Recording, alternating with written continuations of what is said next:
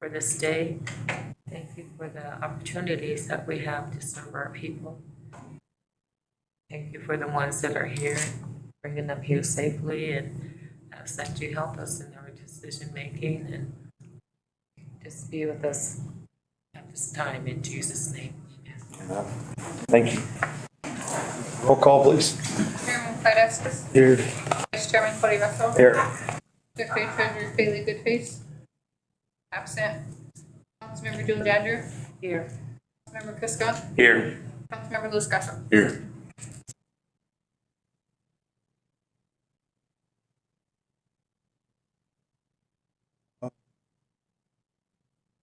So wait for Louis to get back.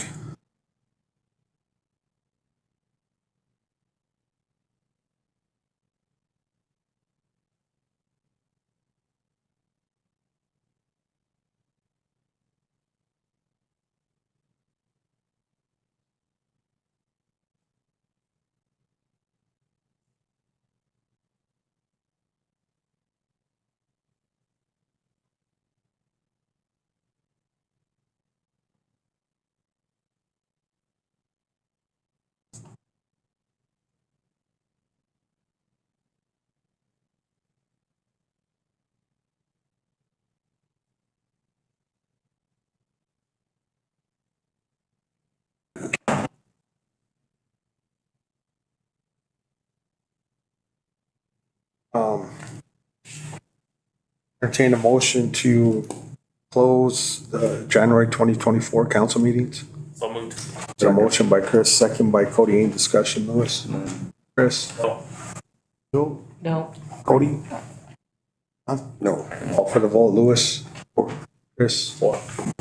Joe? 4. Cody? 4. Motion carries 4-4, 1 absent. Entertain a motion to approve the January 2024 minutes. So moved. Second. Got a motion by Chris, second by Cody. Any discussion, Louis? Chris? No. Joe? No. Cody? No. Call for the vote, Louis? 4. Chris? 4. Joe? 4. Cody? 4. Motion carries 4-4, 1 absent. And number 5 on our agenda is entertain a motion to call for the Sioux Tribe 2024 election. So moved. Got a motion by Chris. There's a second. Second. Second by Jewel. Any discussion, Louis? Chris? No. Jewel? No. Cody? No. Call for the vote, Louis? 4. Chris? 4. Jewel? 4. Cody? Motion carries 4-4, 1 absent. Also entertain a motion to start the advertisement for the Sioux Tribe 2024 primary and general election board. I'll move approval. Got a motion by Chris. Is there a second? Second. Second by Cody. Any discussion, Louis? Chris? Joe? None. Cody? No. Call for the vote, Louis? 4. Chris? 4. Joe? 4. Cody? 4. Motion carries 4-4, 1 absent. Mr. Thompson he's not here this morning, so we'll skip number 7 and move on to number 8. Our guest here this morning, sorry for the long wait for you. I'm glad you made it here safely with the fog. Mr. Kenneth Brule, and I'll let you from the DOT, South Dakota DOT, and I'll let you introduce your the lady on your left, the gentleman. I'm Ken Brills. I'm the appraisal manager with the DOT. I have Doug Sherman here. He's the winter area engineer. He'll be in charge when the project is being built. And then I have Shelley Larson. This is basically her project that she is in charge of. There's a consultant working on it, but she's in charge. Okay.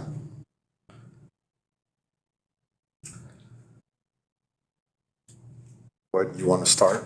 Well, I was hoping to have, I have an offer. When I was here previously a couple months ago, we talked about what I would do. I used this SDSU report, and I remember somebody saying that the tribe utilizes this report also to get an idea what rents should be and things of that nature. So if you look on your packet, I have the offer And it is, I went on page 6, you'll see the high rate for pasture value.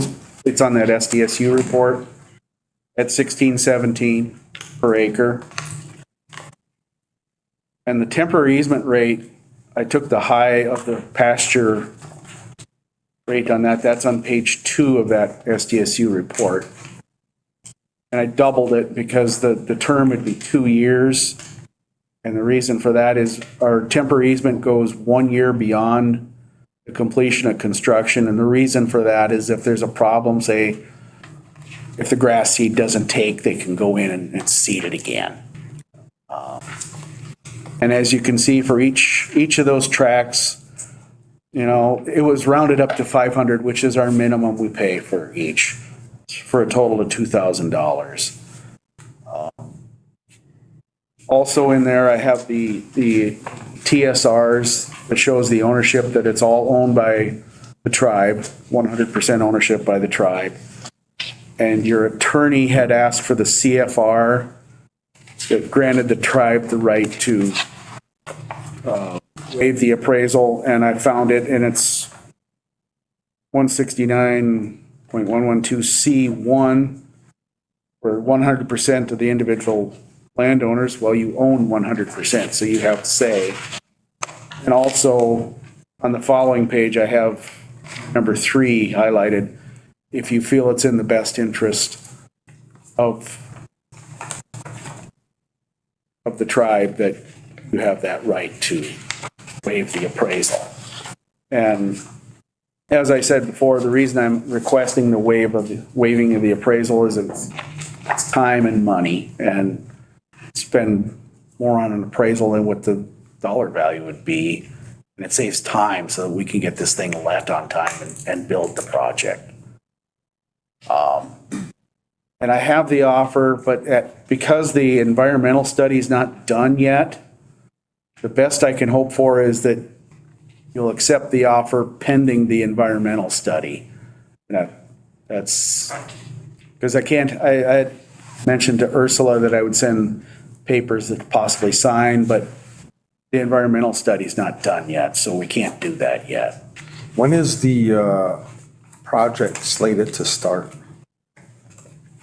Right now, the project is scheduled for fiscal year '25, and the plans are slated to be done in the May timeframe of '24. And then there'll be, once all of the paperwork is done in the bid letting office, which they allow generally 10 weeks or so, they will schedule a letting. So it would be a late letting. It would be probably 25 construction, summer of '25. I didn't get that first part. What's the start again? To have the plans, it would be 25, summer of '25 construction, yep. So we would be anticipating maybe a April, May start for construction pending weather.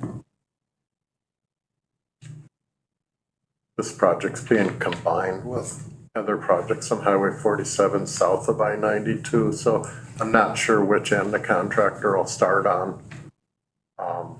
That might impact too when you see them up in the north end. And you said the letting process would start in May? So what you said?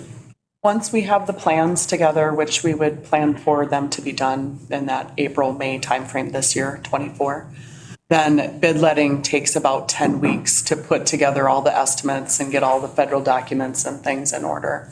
Around August? Advertise. I would anticipate potentially an August or September letting, and that may change just depending on how all the certifications come in.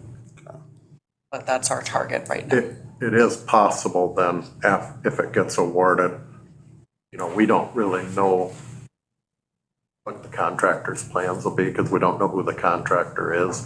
They may decide to do some work yet in '24 that fall, but more than likely, most of it's going to take place in the summer or spring and summer of '25.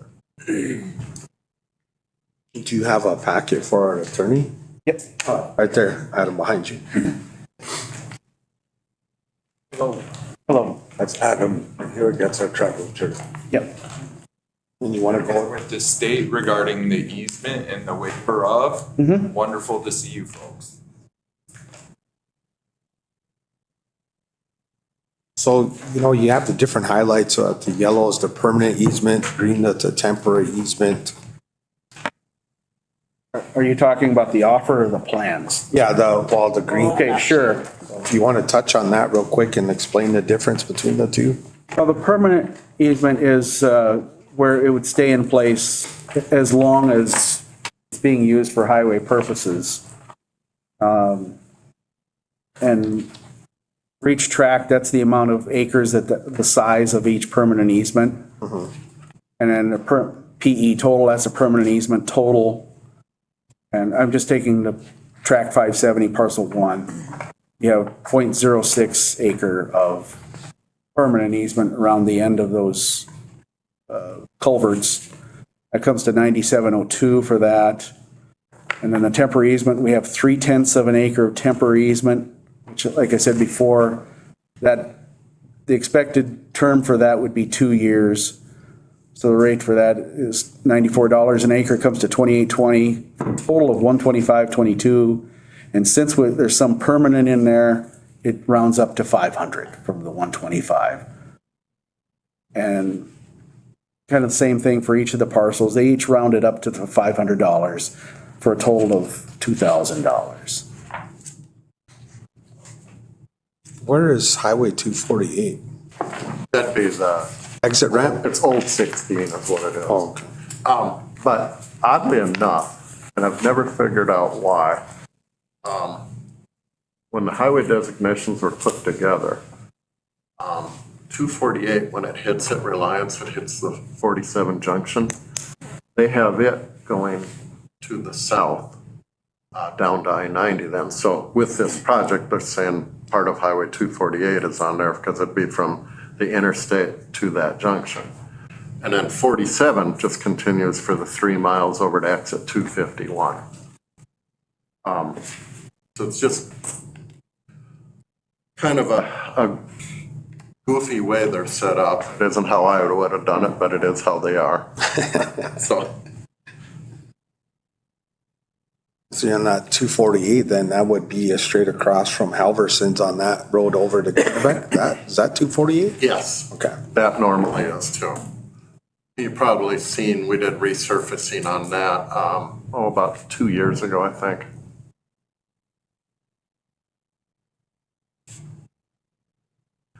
But the piece between the interstate going north up to the junction with Highway 47, that's not been touched, so we need to get that. That part of the road that you did some paved work on it, that's in Lyman County, correct? By Yes, Halverson's. yes. So who paid for that, the state or the county? Okay, which, you're talking by Halvers? You resurfaced the road from, where Reliance is, that filling station, Yes. then head west on that secondary road? Okay, the secondary road there is Highway 248 there too. So that would have been a state project doing that. Been a state? And it ran all the way, the project ran all the way to Vivian. That was a state project? Yes. How did Lyman County request that then from you? No, that's our road under our jurisdiction. I know there's a lot of confusion with that, but when the interstate system was built, way back in the 50s, 60s, way before my time anyway, most of old Highway 16 was just absorbed into the interstate. I don't know exactly everything or all the conversations that occurred, but when they got into Lyman County, Jones and Jackson County, decisions were made to shift the interstate away from 248 and to keep 248. So it's been a state highway all along. And it just parallels I-90 through the whole stretch. That's that road through Four Corners and the old Rapid City Road? Well, there I think you're getting up in the Four Corners. That would be 14, wouldn't it? Yeah, Do what? 14, I think. 248 just parallels I-90 all the way from Reliance out to Cactus Flats or Interior.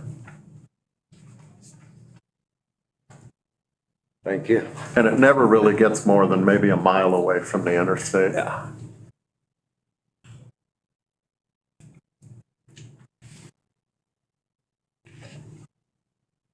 What do you think there? I don't, Oh, I recommend, approving or giving resolution approving the state's request to move forward with their easements and, accept their offer based on the state guidelines. Yeah, like I said earlier, the best I can hope for is that they accept it pending the environmental study, because that's not complete yet. So Ursula had asked me about the papers. I mentioned something about papers to sign, and we can't do that until the environmental study's complete. It's not done yet, so. Help me on the exact request we're before council with. What is it that you would like them to produce as a resolution? What is it that you're asking? Asking for approval of the offer pending completion of the environmental study. Because I can't send papers until that's done. Waiver of appraisal. Yeah, the waiver of the appraisal and maybe accepting the offer pending the environmental study. Yes. Yeah. And I'm in agreement with that, Clyde. I've reviewed the paperwork and understand this notion of the environmental study not being completed yet. But I also believe that it will be completed soon. I think so. Shelley was in. I've asked for an update and I have not heard back yet this morning, but And considering what we're sitting before council, considering the culverts and easements and the like, I'm not seeing this to be a big environmental study hang-up type of situation. So I do indeed recommend going along with the request. real quick, back to the appraisal part and why, so they won't do the appraisal until they get the EPA study first? Well, we were trying to get a waiving of the appraisal, because that can be a lengthy process.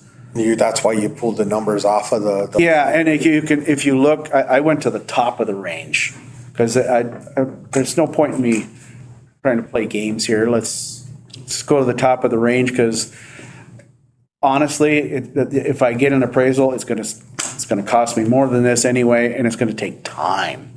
I'm dealing with some others where I'm waiting for, if you're aware with AVSO, when they have to do the review of the appraisal, and I have no control over when that gets done. it could delay the project. Yeah, could, because I'm waiting around in other parts of the state, and I've sent the paperwork, waiting for them to ask AVSO for a statement of work, and it's not happened yet. So I'm just trying to, since there's not that much really happening here other than replacing culverts as far as new right-of-way, just trying to streamline the process a little bit. And I can only do that in instances where the tribe has 100% ownership, and in this case, you do. So you have that authority to do that. And I did provide the CFR that gives you that authority to do that. So it's kind of in your court. And Clyde, maybe I should elaborate on my answer. Going along with the minimum amount of money, not seeking to capitalize upon assessment and value of land in this situation based on relationship with tribe, necessities that are being provided, benefits that the tribe will receive from the work that is going to be done from said project. Streamlining things, as he pointed out, rather on his end than going through an appraisal process just to deal with easements for basically road work. is part of said recommendation. Right, because I most likely would wind up at the same number that I'm presenting to you. The other question I have is, tell me about your pros and cons with the permanent versus a temporary easement. Is it just, if there's a temporary, it's only for the duration of the construction project? As Plus a year. permanent is more or less based on all year round or Yeah, it's if, full maintenance of that road where you need that right away to. yeah, the temporary is just so we could move in and for a short period of time, being able to have the room to install the culvert, do whatever we need to do in there. And the permanent is, let's say it gets plugged, because they get plugged. Well, then Doug's crew has the right to go in there and unplug it, the culvert. That's basically the reason for the permanent easement. I mean, they're pretty small areas. What's the word, in perpetuity? Is I was gonna say that, yeah. Yeah, it's in as, perpetuity? it's as long as it's used for highway purposes or as long as you see fit. I think, if I'm not mistaken, if you wanted to get rid of it at some time, you could, but. I think we could, you'd be more, if you'd like this in there, Mr. Chairman, I think we could put something in there stipulating that before we show up to do that maintenance, we have to call Lower Rural Sioux Tribe and at least let you know ahead of time that we're coming to do that too. Yeah, that'd be good. Always touch base with our road department of our tribal, Yeah. or maybe cultural resources or tribal manager, just so you get calls like, what are they doing over there? Or if it's on somebody's pasture and you're, you know, close to the road and whatever. Yep, like I'd envision right now, I mean, if you wanted someone different, you just have to identify it, but I'd probably pick up the phone and call Percy and let him know. So when you, real quick, another quick question, I don't want to hold these guys up anymore, but with the permanent and temporary easements, do you guys do those with other counties as well? With those individual landowners or the county itself doing permanent and temporary easements? Or is this just really a federal Indian land thing? Yeah, we do temporary easements everywhere. Okay. And Temporary and permanent or just temporary? both. And the reason a temporary would probably be better in your case is once it's built, we don't need it anymore. It might as well go back to you. And the reason it like I said before, the reason it goes 1 year beyond construction is if the grass seed or if there's some other problem, we could at least fix it and then be done, be gone. Most of these are associated with the ends of a pipe culvert. And, you know, way back when, no, they didn't do these, but for about the last decade, we have now.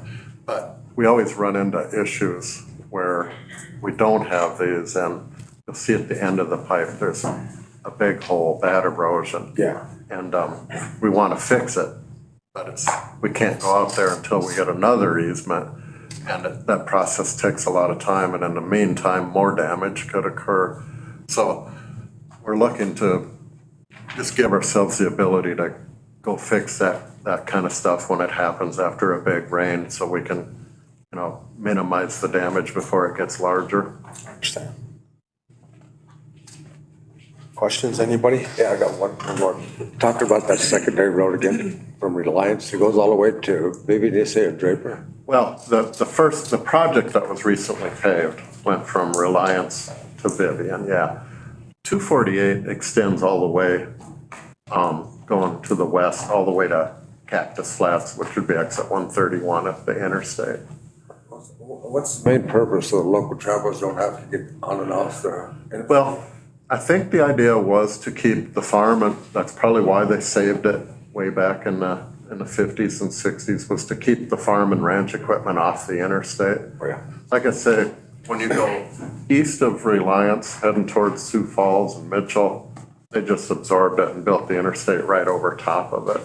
At one point in time, Old 16, which is now Highway 248, used to be the main office in Rapid City before the interstate was built.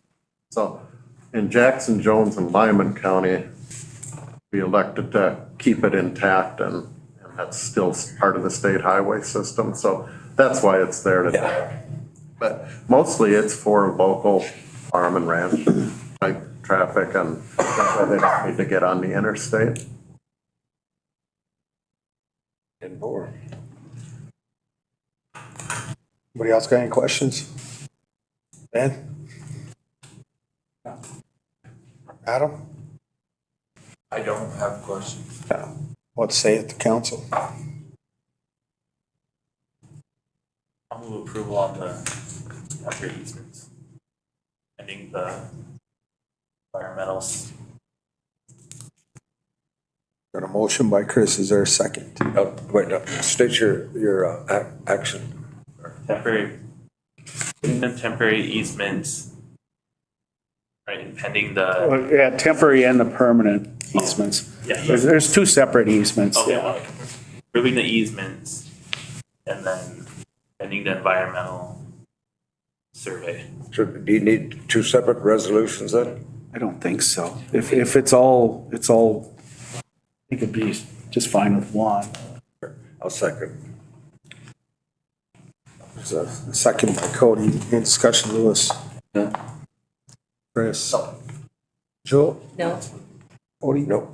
Call for the vote, Lewis? 4. Chris? 4. Joe? 4. Cody? 4. Motion carries 4, 1 absent. Thank you, ladies and gentlemen. Thank you for your time. Thank you for your time. Please let us know. Project everything works out. Once the environmental study is done, and we'll be sending the paperwork to Wayland Black Crow. Okay, up in, Yeah. Mr. Chairman, if I could quickly, just some information to give you. And we can talk more on this when June 6th at our meeting here, coming up in a month or so. But, I know the last time Ken and Shelley were here, Dean was here, Van Willie, I wasn't, and some questions arose about interstate closings. I wanted to let you know, we have made some changes there and just, I think they're changes that will benefit you greatly. Number one, when we close the interstate, I've promised and I will adhere to that. I'll make sure our office in Winter does that. We're going to call Percy and let him know ahead of time so he's well aware of it. And then we gave Percy information about how to reach our emergency operations center in Pierre. And if there is an emergency and someone needs to get to Chamberlain to the hospital, we will grant them access. Why we need to go through that emergency operations center is they can coordinate various agencies. And it might be that we'd have to coordinate someone from here on to help or Winter, Pierre, who knows. But if there is an emergency of that nature, we can grant access to the interstate system, even though it's closed, and get someone to Chamberlain. So I just wanted to follow up on that. thank you. Yeah, and I think one of the other complaints that we heard was just, maybe it's just the way Mother Nature works and certain roads and slopes, but the snow being left on 47 should be heading south. The snow that's left on the middle of the dam, above the dam, I guess I should say, because we always get called and they get mad at our road department. Our road guys try to tell them, hey, that's a state maintained road from the dam all the way over to, the Reliance turn off to Interstate 90. So I think Dean did reach out to one of you guys. Okay. But like I said, we know, my experience, in the field doing all these storms is that there's certain slopes and topography that creates issues, especially got the blowing snow issue and stuff, but I think it was more or less the issue that the snow wasn't being cleared off enough or something happened. I remember that. Because was it last year or the year before where we had people that shouldn't have been out anyway, but a lot of them were getting stuck halfway down the hill or towards up the hill. Okay. Slick and snow packed or what, but I just want to bring that to your attention, so. And I'm sorry, one other question. Did we get anywhere with the Legislative Research Council on a DOT cam on 47 there somewhere? I know Dean was looking into that because that's one of the roads that we have a lot of issues with on the conditions of it. What was the? They were researching, it was going to be sent to Legislative Research Council, I believe, on a traffic camera on 47. Oh, camera, okay. I don't know where that one's at. I will try to find more information on that, and then when we meet here with June Hanson, I'll hopefully be able to. Yeah, our superintendent here, Mr. Whitty, in the wintertime, he'll start out about 5 o'clock in the morning to come out and see how the roads are, and I know 47 is usually his toughest stretch. It can be. Coming from Chamberlain on 90. Yeah. So, anything we can do to improve the safety of the public and know when we gotta maybe shut it down or advise no travel on that road, because Yep. I do appreciate that coordination, working with us to let Percy know, because, it did work out for us this year when they were gonna shut some things down so we can use our emergency response Yes, team Facebook page and communications page to get that information out to tell people, hey, this could be happening, so be prepared. So we do appreciate that cooperation in that part. Keep everybody safe. yeah, and I think the big thing is, myself and my guys, we just need to communicate with Percy during these storms, and I think we'll find things will improve greatly. Appreciate that. So I had a quick question. When you file this with Wayland, are you filing your whole packet in absence of, or did you work just to the resolution? What were you thinking in terms of? Well, he has the plans, and I could definitely, You said he has the what? the plans. Okay. In regards to this offer, he may not have that, but I can send, whatever he wants, I can send him. It's not a Okay. problem. And, yeah, but he's been good to work with. Ursula's been great to work with, so.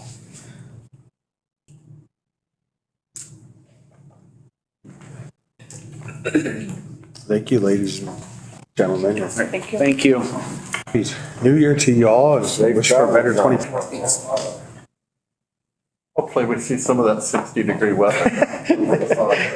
Didn't feel like it this morning, did it? Safe travels to you all. Thank you. Come on up, Mr. Whitty. Morning, Lance. Right, good morning. Morning. Thank you for the opportunity to be here today and serve your kids. What you do for them, we appreciate it. You and all the staff, teachers, I think, my 7 years of being blessed to be able to work with the students, I think people need to know how hard of a job teachers have. That's 8 hours, 8 hours a day, classroom, trying to keep a student's attention span is a hard job, and I thank each and every one of them Yeah, what they do, so. not for the faint of heart. Just a few updates financially. The COPS grant, we're in the final stages of the install on the cameras, the vape detectors. They're at the high school today. They anticipate they'll be done tomorrow. And then we'll do some training, and then there'll be another training for us at a later point. Okay. So anyway, that is going on right now and should be done this week. So we're excited about that. Building replacement renovation, it's been a long haul with the BIA, BIE. A couple things to bring to light there. We did, after numerous conversations in the past 2 to 3 months, we did get assigned a project manager from the BIA on our FI&R project. And we met with him on Monday, and he is supposedly in the final stages. Basically, we had to separate the elementary school part of that project out because of the lack of building occupancy. So they're going to get us started with the middle school, high school, They said yesterday, or Monday, that they were gonna add the parking lots to the list. So that'll increase that significantly. And then they were supposed to meet with the team yesterday, and we're supposed to try to have a meeting today. I'm not sure when that's gonna happen, but trying to get Paul Holly out here to do those inspections on the elementary school. And then also with I think there's some houses up in detention that need to be inspected. So we're waiting his date for his site visit. So things are proceeding, not as fast as we would like. I anticipate we should see some money flowing to us in the next 30 to 60 days. Fingers crossed. And then we'll be able to hire a design build team to come in. We'll have to go out for bids, but get a design build team. Go get my glasses, but keep going. The one thing that they was kind of optimistic about it is, instead of just having that individualized punch list that you saw in the original FINR, there was like 28 and 29 items. He's lumping them together by category. Like one will be fire safety, one will be like ADA compliance issues. And he said once the design builder gets hired and comes on board, if they find any other deficiencies through their inspections, that they will add them to the list. So I think the original budget, if you remember, was 2.6 million, and that was for both schools. And his new approximation without the parking lots was 1.9 on just the middle school, high school.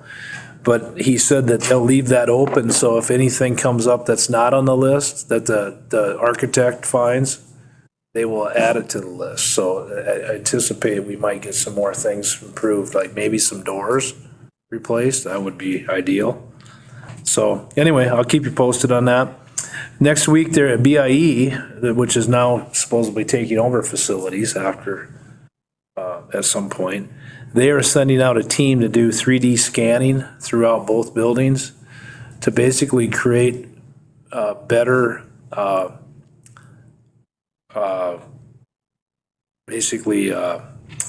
site plans, buildings. Because if you remember back, part of the reason we didn't get this occupancy certification is that we don't have drawings for the elementary school. They got lost somewhere between the BIA and here. So they're going to create new drawings for both buildings and supply those to us. So that'll happen next week in the evenings when kids are not in the building. And we've secured a janitor to kind of help them navigate the facility. So that's on FINR and building project. And then obviously Friday, I think it is, we have a meeting with 105L lease people that the chairman has got lined up. Zuya Sicha? Yeah, Zuya Chicha, yeah. So that'll be this week. So hopefully we'll learn more about that process. A little bit update on the ARPA funds, where we stand with those. USDA grant, that's been completely spent. Just a little update on the greenhouse. We sent Mr. Weeman and 3 students out to Batesland yesterday to do a site visit of that greenhouse, just so students could start getting an idea what it's gonna look like and how it's gonna work. We learned some more things. They had a good experience. Yeah, they're hooking up the fans today to get the air moving through that facility. So we're nearly ready to start. Well, we're getting to a point where we're gonna start planning out the garden here in the next 30 days or so. Bus is up and running, it's licensed, it's charged, everything's working. We ran our first route yesterday afternoon. It seems to be working really well, so we'll continue to use that. I am reaching out I've got a call into the Clean School Bus Grant people to see if we would qualify. It's due, the deadline's next week, but if we would qualify if we take a GSA bus offline, if that's considered enough. I mean, normally you have to destroy a bus, but maybe since we're not going to be using that bus, if that would allow us to get the grant.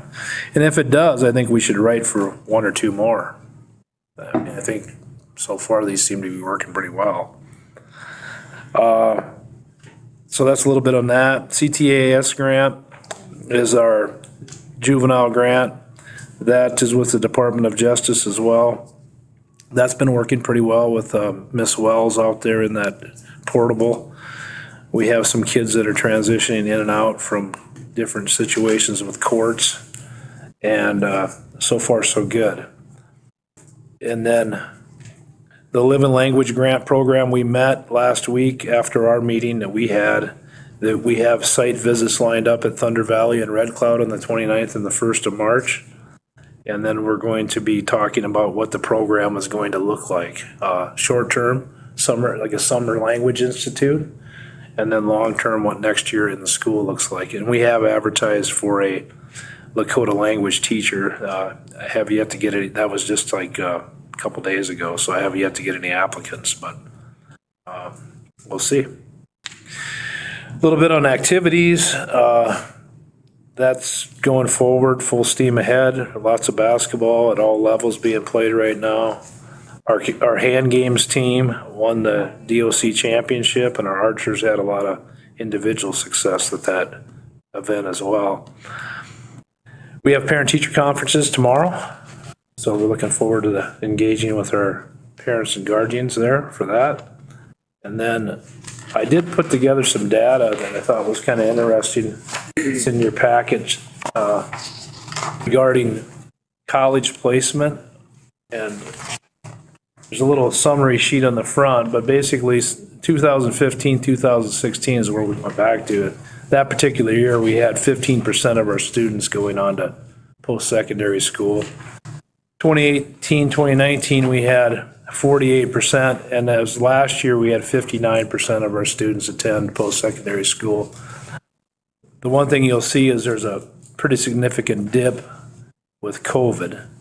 You can see that in the chart, but good news is we're making a pretty good recovery. Yeah, and I just, sorry to interrupt, I try to watch the news as much as I can. There was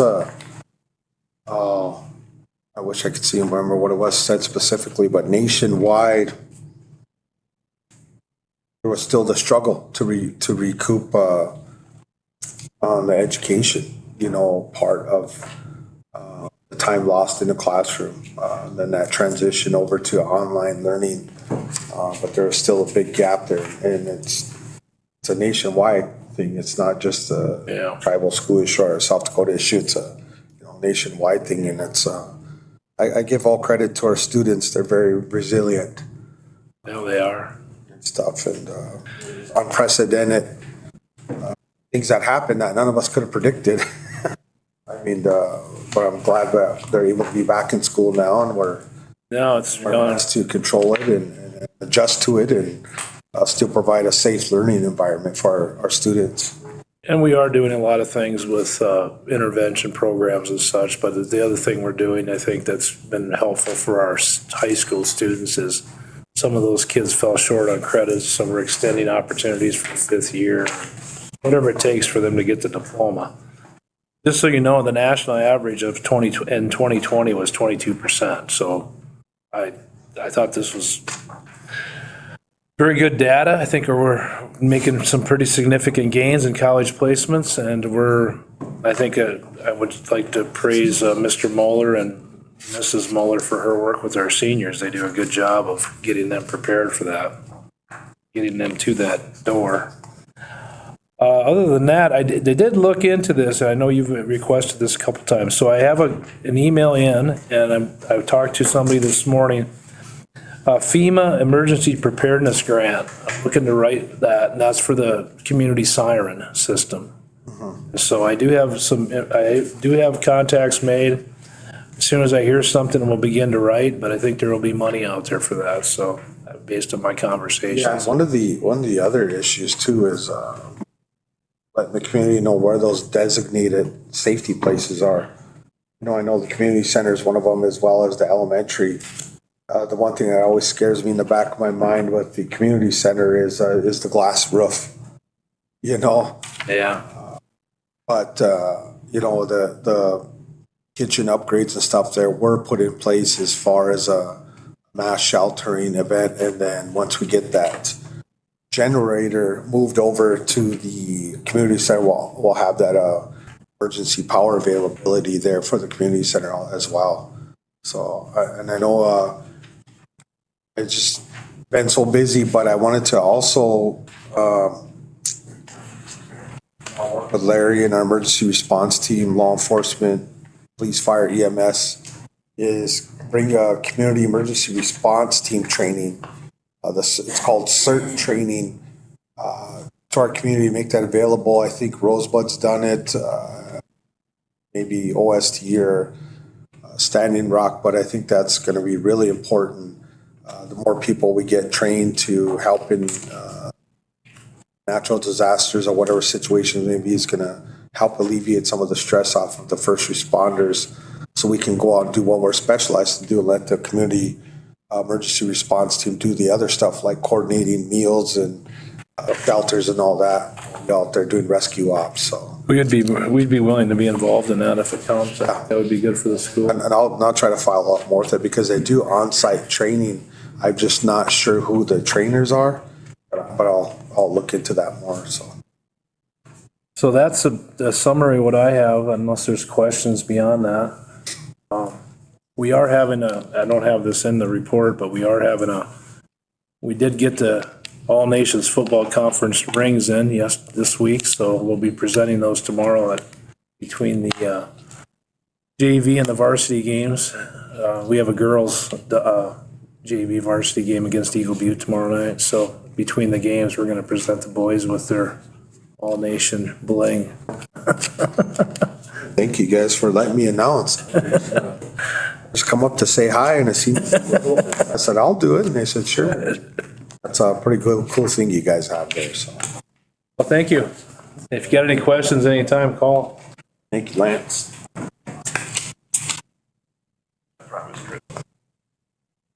You have good looks today. Yeah, well then, morning, everybody. You have a packet actually today, and part of it's because I'm required to give you, as part of the Head Start grant, a report, and we've been doing that, and I've just been reviewing it. I submitted it to Ursula so you could have a copy if you wanted to reference it, and I will be highlighting some things. It should also include a policy that we discussed the other day, but it's been amended based upon our discussion about winter weather. And then I also met after our meeting with Leah, and we talked, and I shared some of the information, and it's been written based upon that input. And then you will also have a recommendation, which has been completed, to allow the lighting company to LED lights into the Head Start. So that's the majority of that packet. You also have a higher education report for your reference. I'll summarize it real quickly, though. To highlight some of the things going on with the Head Start, we have 60 openings. We have 53 slots currently filled, which is a constant from last month, but we have 3 new apps, which will move us up to 56. So we're moving in a positive direction. I'm excited that this afternoon personnel will be giving you recommendation from PPC to hire a new family service manager. A big part of that person's job will be recruitment and PR in the community. So I'm hopeful that we'll end up with 60 slots filled before the year's done. But we are hoping to be up to 56 with the 2 new applicants, or 3. One family has 2 children, the other one has 1. So we're moving in a positive direction that way. The reports have all been completed based upon last year's review. We did have to resubmit some documentation, or there were some things that were missing. I met with them and they told me what else they needed, and between Ange, Taylor, and myself, we've been able now to submit everything based upon my last conversation with them. They then write their report, and then they submit it to whoever they submitted it to, and then we'll find out the final results. But the ed specialists I've been working with are very happy with everything that we've done so far this year. All of our staff, well, all but one of our staff are participating in advanced education activities or formal programs. Just so you're aware, PPC has given permission for the staff to come into the Head Start in the evenings so that they have both internet access and some of them explained, so they also had a quiet place to work, because sometimes I guess it can get pretty loud in some of their homes. So that is happening. So if you do see lights on at what would normally be an abnormal time, that could explain why those lights are on. So that was approved. We are working, I am right now, or we're also paying for their books, since right now at Sintigleska, the tuition continues to be free. We're only covering the cost of their books. So that's another thing that we're doing to further support their advancement, both because it's a requirement for their employment, but also because it provides a better workforce for you folks as the tribe. I would ask you to now look at the two things that will require resolution. The first one is, the easiest one is the lighting, the upgrade of the LED lighting. You'll see that you should have a packet that's been approved by finance where we recommend that, let me see, I'm sorry, I forgot which one we selected. I beg your pardon? PowerCom? Yep, PowerCom, thank you. It's a Kennebec program. But they are willing to start next week, Monday already. And we haven't given them official okay because I need you folks to approve it. But they have the lowest bid. PPC approved it. And the other two, to be honest, didn't want to do the work right away. So I was really happy that they were also the lowest bid. They're also willing to accommodate our kids, because I don't want to close so that they can do the work. And they said they would work around our kids. So I would request that you make a motion to approve PowerCom. As soon as my other council member gets back. So we're gonna go on until he comes back. Okay, so I do have to have policy and procedure as the Head Start, or I should say the Head Start has to have one. Right now, we do have an inclement weather one, but it only addressed what we do if we take kids home after the kids get there. So that's why you still have the policy of, or the need to address the policy we talked about the other day. Based upon our conversation, it's been amended to say that we follow the school's decision for late starts and calling off Head Start. It does add, which was not in the previous policy. In fact, they didn't even have one for late starts. It does add the fact that we will give kids snacks if they come late. And I want it added because then there's no discussion, do we or don't we? Which is what happened. We had one of our late starts. Some people thought we shouldn't. Some people thought we should. The leadership team feels like we should. And then the other thing it adds is if staff are required to work but kids aren't required to come, we'll also deliver meals for lunch, which is not in the existing policy. Otherwise, what's added is the fact that the Head Start staff are tribal employees, so they will work based upon when the tribal employees work.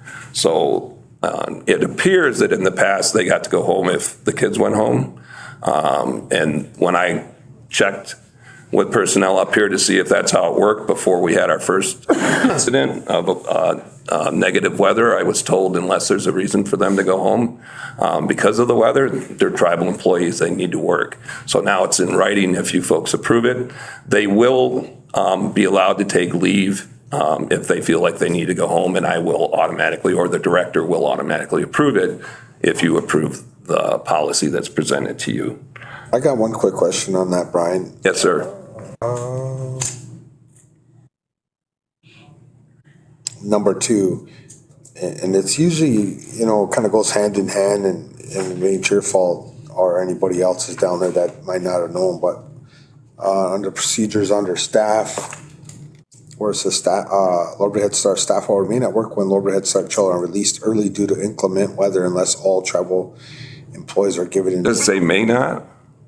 No, it says will remain at work. Oh, okay, yeah. Head Start children released early due to inclement weather unless all tribal employees are given administrative leave. And how it usually goes since I've been here working for the tribe for so many years is usually if we're going to cut school out early for weather, majority of the time we're sending everybody home as well. So, but I mean, I just wanted them to understand that, or you to understand that. When you go back to meet with your staff, you can tell them that, the majority of the time when we're going to close a school, the tribes are going to close too. So just because it's seen like this doesn't mean that we're not going to consider your safety as well. Well, I do know that the one time we closed early this year, that although you did send tribal employees home 2 hours early, you didn't send them home 4 hours. Yeah, no, it was like, So that's why it's written that way. sure, it was the ones who lived out of town. We wanted to get on the road early. Yep. Try to get ahead of the weather. Yep. And If that lived in town, it was a little different, so. and they will have the right to take leave, which is how it's written, if they want. And then if you give administrative leave, then that leave would be credited back to them. So, but, I just want to bring that up. okay. And if you want to change anything, I can change anything that you guys want.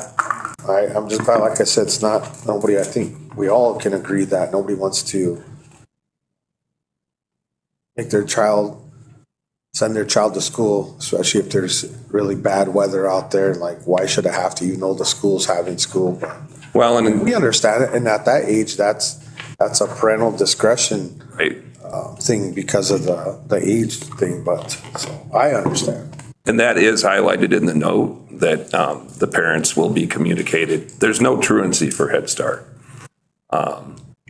And we do tell them they always have the choice to keep their kids home.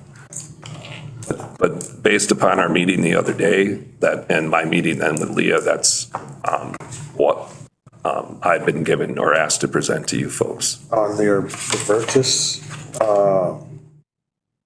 PowerCom was the low bid. So is there a motion to approve? A motion by Lewis to accept the PowerCom Kennebec Telephone Company bid of $8,920.08, ranking number one, the low bid out of the other two. Finance did approve. Got a motion by Lewis to approve, second by Chris. Any discussion? Lewis? Chris? No. Jewel? No. Cody? Call for the vote. Lewis? Chris? Jewel? 4. Cody? Motion carries 4-1 absent. Thank you very much. I would request any more discussion or questions about that or the policy addition, but I would ask for a motion there. On the inclement weather policy. Got a motion by Chris, second by Lewis to approve the PPC's winter weather and Head Start services directive, I guess, or standing order. Any discussion, Lewis? Chris?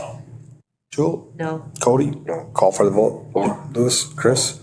Jewel? 4. Cody? 4. Motion carries 4-1 absent, approving the winter weather Head Start services policy. The only other thing, unless you have any other questions about the Head Start, is tomorrow, I will have my final meeting with DC to finalize the 24-25 continuation grant. We made edits last week, and they still had some questions. So they've scheduled a conference call with me tomorrow. But they implied that if I make those changes, that everything will be approved for the continuation. We do start working on the new application, which is a 5-year application. So that is going to be a fair amount of work. I am trying to get staff trained along. This is one where I may need to get trained because I've never written a Head Start grant. I've written a lot of school grants, but never a full Head Start grant. So unless we're able to find a director before it needs to be done, and I'll need to do that. But otherwise, we're doing the best we can and we're moving forward. If you find that training, will you take Angela and Taylor with you so you all can get the training? I've invited, Ange doesn't like to travel very much, but I invite both of them. In fact, there's a couple that I've sent that Taylor's going to go to because, and I always give them, well, I shouldn't say always. It depends on the training. Like Taylor goes to all the education ones, and Ange hasn't asked if she wants to go to the other ones, but I will invite them. Higher ed stuff? Higher ed, well, a combination of things. That's part of the tribal ed department report. Just One question. yes, sir. You know, on your activities of the month report. 1A, I, 2. Okay. You're gonna use those COTS for. I beg your pardon. What do you use the COTS for? Oh, because we used to have carpeting on the floor and the kids would lay on the carpeting. And now that we have tile or whatever, I'm sorry, I'm not sure what the right title is, but different flooring that's harder, we ordered cots for the kids to lay on. So they're like miniature beds. And at first people weren't that excited about them, but once we got them and the kids liked them, they seemed pleased. So we've got 60, one for every child that could be room. 60 cots. You're welcome. Go down and take a nap with them anytime there, buddy. Oh, the other thing that we're working on, of course, we're still working on the windows, but nobody's willing to do it until spring anymore. So I'm getting new bids because I'm including Enterprise, because Chris couldn't do it when we needed to do it right away. But now that it's a summer project, we're putting out for new bids. But we're also meeting with Larry Jandrew, and I'm not exactly sure who he's bringing, but we're looking at trying to get the electronic locks like they have at the schools instead of the keyed locks, the fobs. So we'll see if we can afford that. Right now, all the money that would normally go towards the director's salary is covered through the tribal ed department. So that's why we're able to do some of these larger projects, because of the one-time expenses. So that's how I'm using that money that's saved by having my salary covered through the tribal ed department instead of the Head Start. So those are two other things that I'm sorry I didn't point out, but that we're trying to do. For the tribal ed department, impact aid applications are done for Lyman County and Chamberlain for any kids that are enrolled members or live here on the reservation that go to either one of those schools. That was completed last month. The December 1 reports were turned in on behalf, and that's what funds our early childhood services and child find activities. The chairman was good enough to sign that towards the end of the month, and we got that in actually a little early. Higher education is the report that you've got that Alexis turned in. Right now, to do some highlights, we actually have 59 applications. Of those applications, 19 of them are complete, which means they have everything done. Unfortunately, 7 of the 19 applications don't meet the federal requirements for additional assistance, but those will be made available for the committee once you folks meet, which I talked to Trish yesterday, and she said you wouldn't be meeting until after that drop date happens, so we can ensure that they carry at least 12 credits. We do have 40 other applications that are incomplete, so Alexis's primary focus right now is contacting everybody to make sure or to try and get a complete application, whether it be that they're missing grades or missing something else. That was the thing I had a question on, because I had a couple people come to me that are former higher ed students. Former in like years ago. Okay. They're back in school, or Okay. however long the break was, and that transcripts and things like that they assumed were already on file from being previous students. So I don't know if files weren't. We have files. Yeah. So, and we have old files. So the joke about assume. Yeah.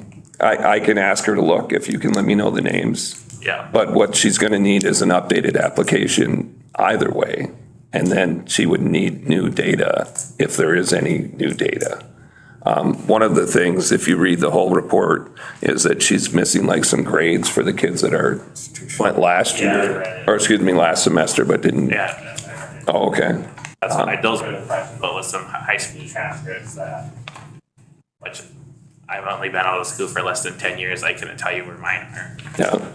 Well, what we did do there specifically with high school transcripts is if they've given Alexis, the school actually permission, or Alexis permission, because they're protected by FERPA, which is the Family and Family Education Rights Protection Act, sorry.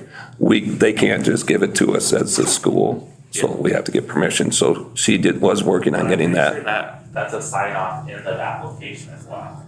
I think so, but I gotta be honest, I don't know higher ed. Raquel, when she did that. The higher ed person has that ability to get that for them already. So then they are working at least with Lower Brule. Lyman, I can't speak to. And I don't know when you guys plan on meeting, other than Trish said that it would be. I asked a few times for a meeting with them and not got a response. Okay. And I do know that Trish said it's after the drop date, but I can't tell you what that date is. Again, Alexis's primary focus right now is to get all the missing applications or verify that they're not interested, because some of the kids apparently didn't go back, or excuse me, men and women didn't go back second semester.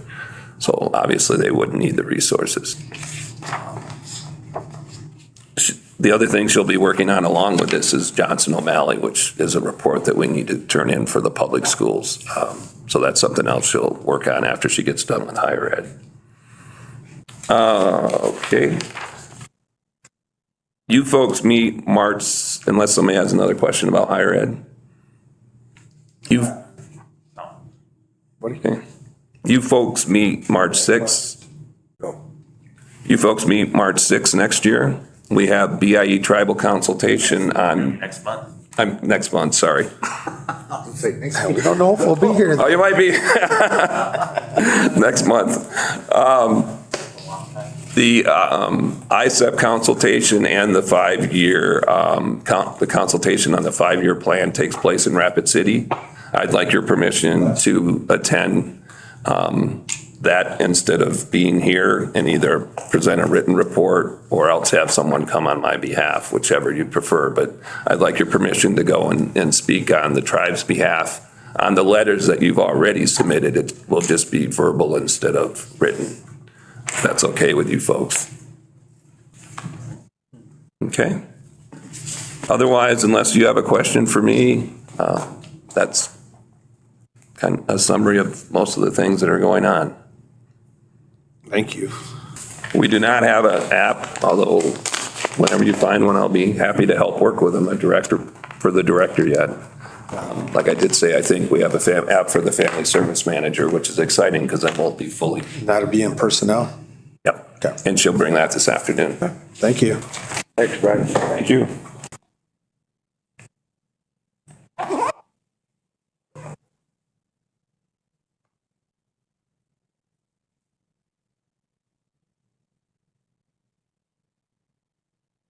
You have some you can come up with?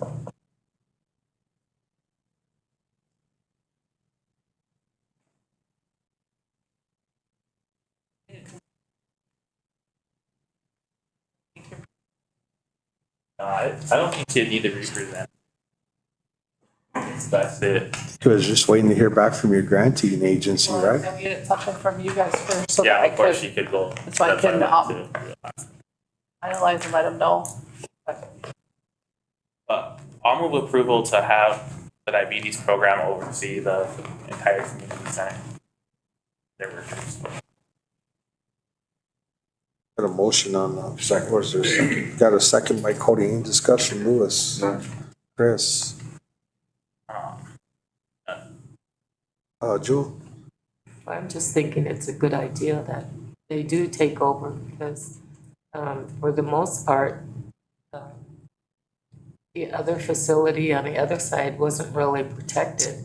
Now I feel that it will be because she'll be over it and you'll be able to, take care of the whole part, watching things, because otherwise it was just hardly nobody watching out, taking care of the other area. So it's a good idea that you're. Yeah, we're hoping so. That's what we plan on it, like Yeah, making sure that it'll keep people in line and Yeah. be more responsible. And I mean, they've been doing a good job as they could, but it's the supervision that was hurting. So now they'll have more of that, so it's. Big Russ? Does all your equipment work in that kitchen? As far, that one, Most of it, I'm pretty sure it does. This- Well, I don't know about the right sink works, so I don't know if like the left sink area where it has like the garbage disposal, I don't know about I don't know that. if that works. Because in the past, they had this like a trash bag taped over it, so I assumed it didn't work. But I think that's a real good merge too. Thank you guys for doing what you do. oh, I thought you were gonna use the kitchen. that's what we hope to have, like expand our, diabetic classes in there try to have more, food demonstrations in there as well, instead of it just, so many times a year. Just to kind of open everybody's eyes on some different kinds of food, nutritional foods as well. There's not a lot of people know, to make nutritional meals as well. But that's not, where we're at. Our resources are very limited. We can go through and make a list of all the stuff that, is broken or needs replaced, stuff like that. We can go through that and make a list for everything. Was there- That way we can. Was there still funding through ARPA to fix that or help with that? Yeah, with church too. I know that they had that's only money for reading edition and stuff. Okay. I know they came and fixed some stuff, so I just gotta go through and see what exactly is not working in there. Yeah. Okay. Call for the vote. Lewis? 4. Chris? 4. June? 4. Gordon? Motion carries 4-1 absent.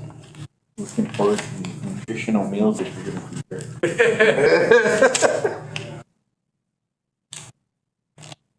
But I need to learn stuff.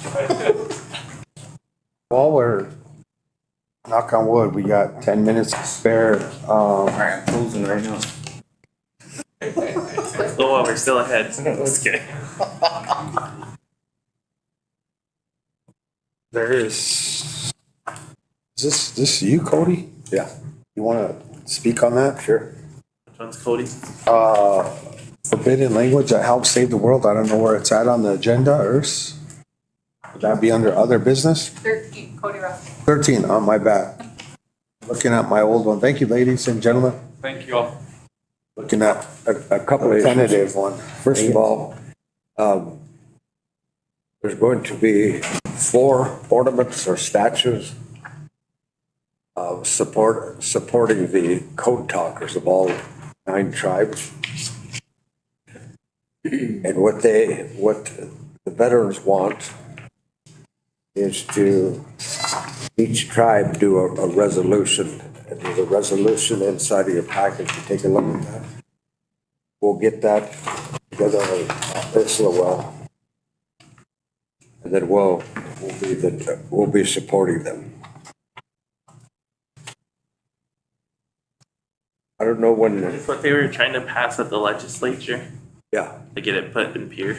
yeah. Now, you guys talked about that in the tribal chairman's meeting too, right, Mr. Chairman? Did you guys do a resolution? Yeah, I'm pretty sure there was in, well, they reauthorized it in 22. That was when we met up in Fort Pierre. Yeah, so if you take a look at that second page, there's gonna be 2 code talkers on the knee. It's gonna be kind of the entryway, and then as you go in a little further, there's gonna be a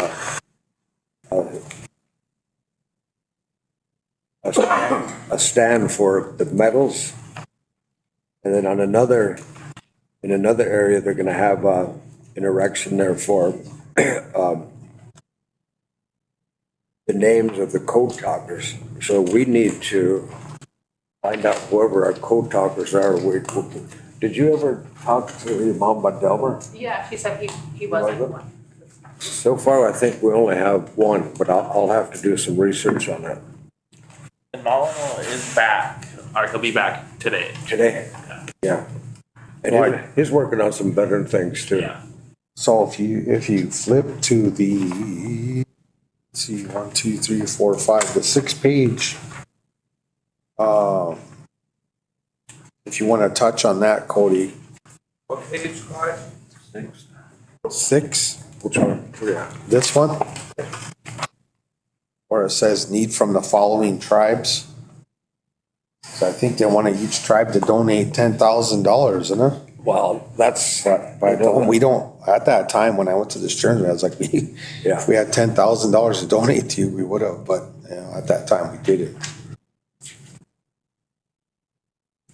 yeah, that's what they want, but I think if you offered them less, or us less, I guess I'm on that committee now.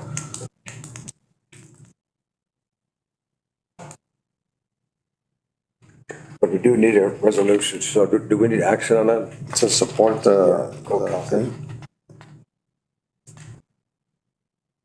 So if you want to make that into a motion, Yeah, I'll make a motion to support the code ornaments on the state capitol. got a motion by Cody, there's a second. Second. Second by Julian, discussion, Lewis. Chris? No. Jewel? Cody? Call for the vote, Lewis? 4. Chris? 4. Jewel? 4. Cody? Motion carries 4, 1 absent. I got one other item. Okay. As you all know, we're gonna seat 2 Lyman County Commissioners from Ward Brule. When does that take place, in August or September? The petitions are open right now. The election, unless there's a primary, there'll be a primary in June. If not, the general elections in November. Both will be seated in January. So we're gonna be doing a push to get as many voters in there as possible. And yeah, I think y'all seen the correspondence from Samantha Kelty. She's the NARF attorney. A while ago, it's her thought, and I don't know, she must have did some research on it.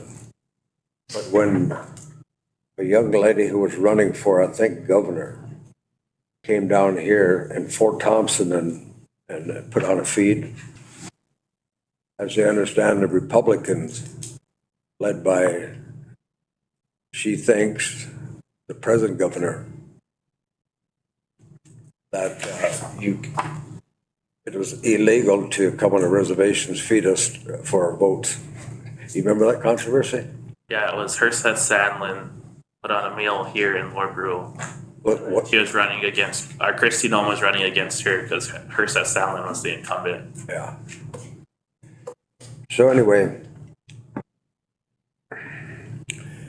Samantha wants to know what we're gonna do to get the voters to come in. And it's legal, according to Sam, to put on a feed, but not only for voters, for the whole. The only thing with it is it can't be candidate sponsored. Yeah, So if the tribe sponsors a meal, we can do that and invite the candidates. But say if I was running, my campaign couldn't pay for the dinner. and then we can provide transportation also, as I understand, correct? So we'll probably do that, but as we get closer to election time, we'll start talking more about it and have put a final plan together. So now, it's my understanding that the auditor over there in Lyman County is going to come to Lower Brule to help organize that voting, correct? Not organize it, but the county is putting out more educational resources on voting, who's voting on what, how that voting process is gonna take place, and where it's gonna take place. Okay. Right now, the petitions are open. Can you put that out in communication? It's been put there. It's been there? Yep. Thank There since January 1st. Thank you, sir. That's all I got, Mr. Chair. And then I also, any other correspondence that Callie sends to, I post on there. The what? That the auditor sends, I post on there as well. Or if I see them post something on the county page, I'll share it. You have anything, Ms. Scott? No, I do want to comment though about the amendment that went in regarding membership. Remember we talked to you guys about doing research, who was doing what's the ramifications, how far back do we want to do descendancy? So I talked to Dee Springer about that, what would happen.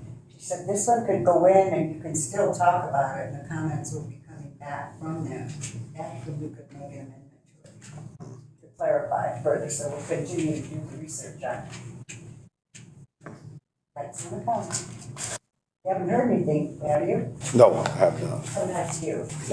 No, I have not heard nothing. Like the way Oglalas is worded. Oglalas is, any member born to any member is eligible for enrollment to that tribe. But any member of that tribe, so their parent has to be enrolled. Yeah. And then Rosebuds is that same way, but if they're not, then they have to go back 3 generations. Yeah, I wanted to find out how IHS does it, but people don't listen.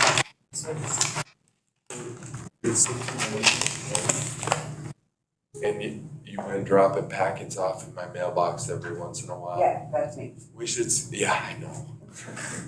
Chris, how does that work We if should you're schedule adopted? time to visit. I put some notes. It goes off of your parent, your biological I parent. read one day and thought, I really want to visit with her. So sometimes. Are supposed to. Let's find a time to meet sometime.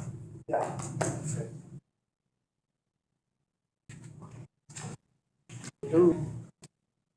Okay, 11:59 a.m. Want to go into closed session real quick with the tribal manager and the tribal